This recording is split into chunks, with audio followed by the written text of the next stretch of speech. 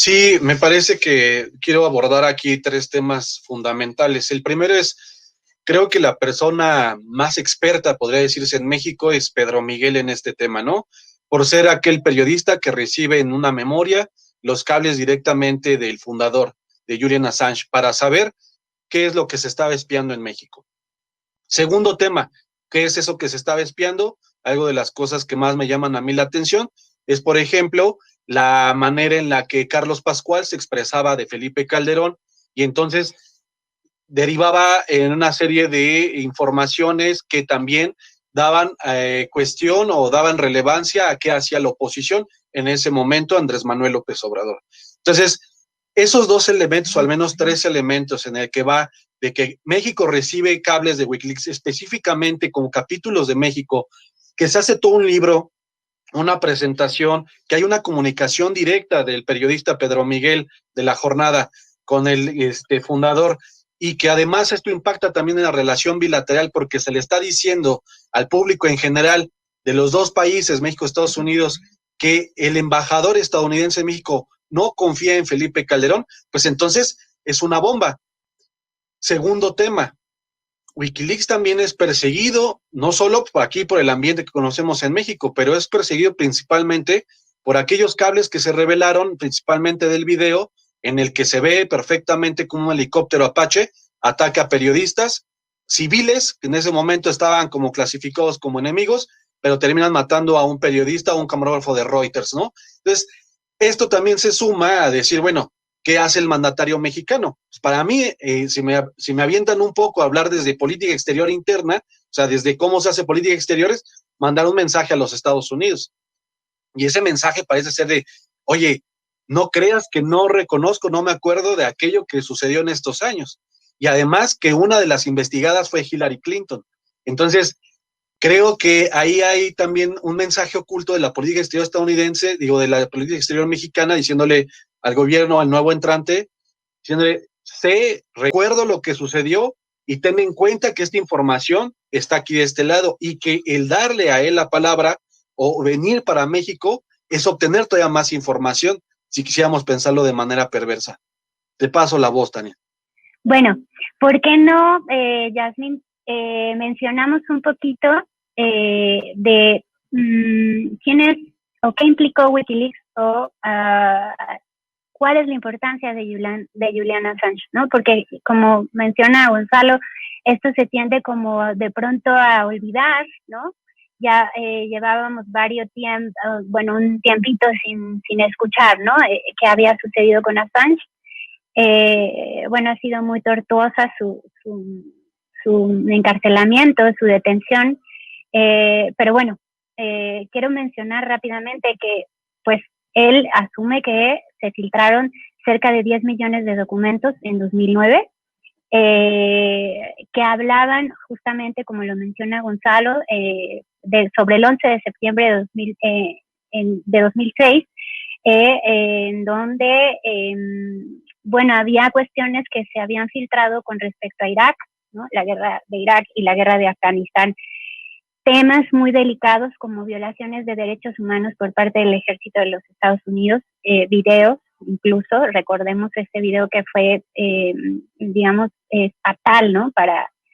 Era una cosa que uno no podía imaginarse y que incluso era como hasta no sé, no quería uno verlo, ¿no? Porque de lo fuerte y de lo impactante que eran estos videos.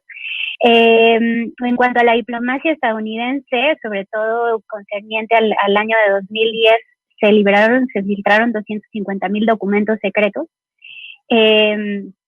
a través de la ayuda de dos colaboradores del gobierno estadounidense, funcionarios militares, como Chelsea Manning y Edward Snowden, ¿no? Que también ya han sido procesados y bueno, creo que incluso indultados, ¿no? Me parece que Manning fue indultada, pero después, al negarse a declarar sobre el caso Assange, volvió a ser encarcelada. Entonces estamos hablando de temas muy, muy delicados para Estados Unidos, y de ahí la importancia de lo que señala Gonzalo, justamente de mandar este gran mensaje en términos simbólicos, ¿no? Y con un poderoso mensaje detrás. Esto quiere decir, y lo reivindicamos un poco, como se ejerce desde la política exterior mexicana, o se ha dicho en los últimos días, es reiterar este sentido de México no tiene enemigos, ¿no? Y tampoco va a responder a alianzas que podrían comprometer el ejercicio de su autonomía y de su política exterior. Entonces, bueno, eso un poquito como para dimensionar quién es Julian Assange y por qué es tan importante este tema, como menciona Yasmín, ¿no?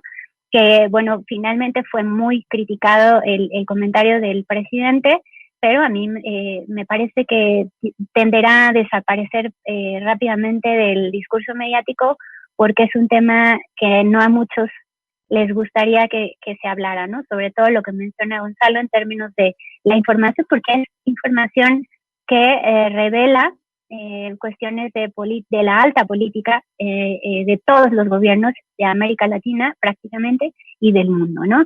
Y de los temas más delicados que afectan el ejercicio de la política exterior estadounidense y sobre todo eso, ¿no?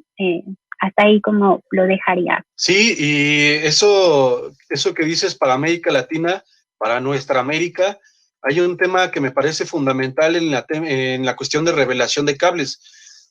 Por muchos años yo recuerdo, y principalmente Yasmín y doctor Arroyo, ustedes recordarán que se sabe y se conoce que había muchas denuncias, principalmente de investigadores de la UNAM, investigadores de distintos institutos en América Latina, sobre la violación de los derechos humanos en Guantánamo.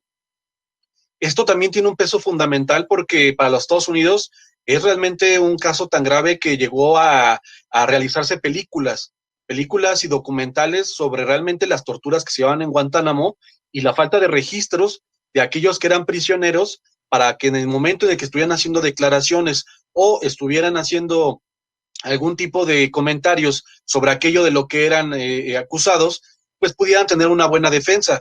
Los Estados Unidos siempre negó que no había nada de tortura. Y entonces Wikileaks llega diciendo, hay, o sea, aquí está el cable y además dice, borre ese expediente. Vaya, en un país en donde tenemos casos de tortura que actualmente siguen vigentes, casos como el de Israel Vallarta, casos en donde se ha intentado ocultar la verdad, sobre todo por administraciones pasadas.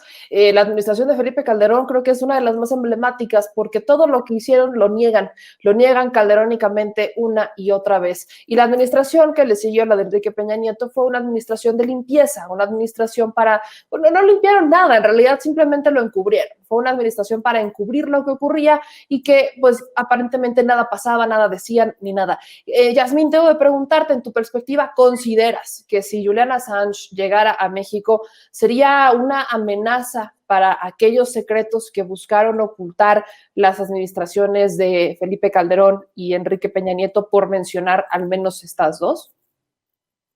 No creo que singularmente esa fuese la estrategia. Yo creo que sería sí un mensaje de mucha más autonomía de nuestro país, con un poco un mensaje más de continuidad, de volver a poner en el mapa mundial la histórica trascendencia que tiene el comportamiento de México en términos diplomáticos. O sea, creo que más bien sería un mensaje de ese tipo. Lo otro lo sabemos, aquí adentro pues sabemos quién fue Felipe Calderón. Yo creo que da otro tipo de mensaje,